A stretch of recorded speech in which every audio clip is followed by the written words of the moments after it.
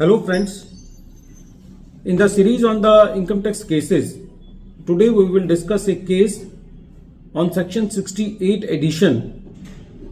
The issue before the Honorable Calcutta High Court was that if the assessee has submitted all the documents during the assessment proceedings, if the investor companies who have invested into the share capital of the assessee company have complied with the notices under section 133 subsection 6, then just on the basis that the directors of the investor company have not presented themselves before the assessing officer in response to the notice under section 131 subsection 1, whether the addition made by the assessing officer solely on this ground is justified. This issue has been taken up by Honorable Calcutta High Court in the case of Principal Commissioner of Income Tax versus Delta Dealers Private Limited, and this case is reported in 473 ITR at page number 48, and the date of the judgment is 8th November 2024. In the present case, the assessment year relates to the assessment year 2009-10, and during the year the assessee has raised share capital at a premium from various companies. During the assessment proceedings, the assessing officer made addition of this share capital received under section 68 on the ground that the assessee is not able to prove the credit worthiness of the investor companies.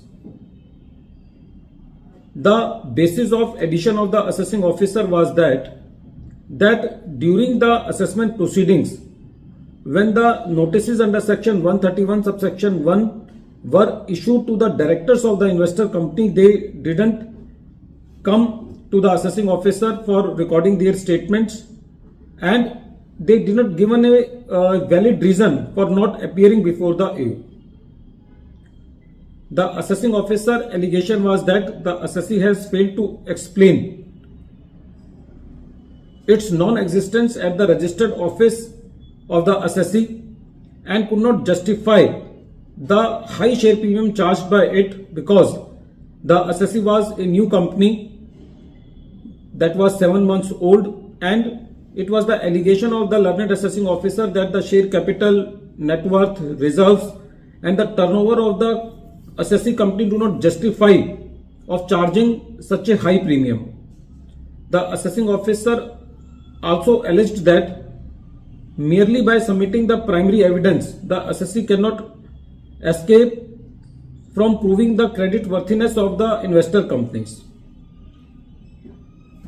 When this addition was made, the appeal was filed with the CIT appeal, which also upheld the order of the assessing officer. So when the tribunal heard the matter, the tribunal said that in the present case, the assessee has filed all the primary evidences with the learned assessing officer.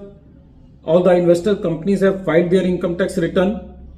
Their intimations were issued either under section 143 subsection 1, and the assessment orders were passed under section 143 subsection 3 1 and under section 147, and the assessment was done on substantive basis, and their assessment orders were also placed on record with the learned assessing officer.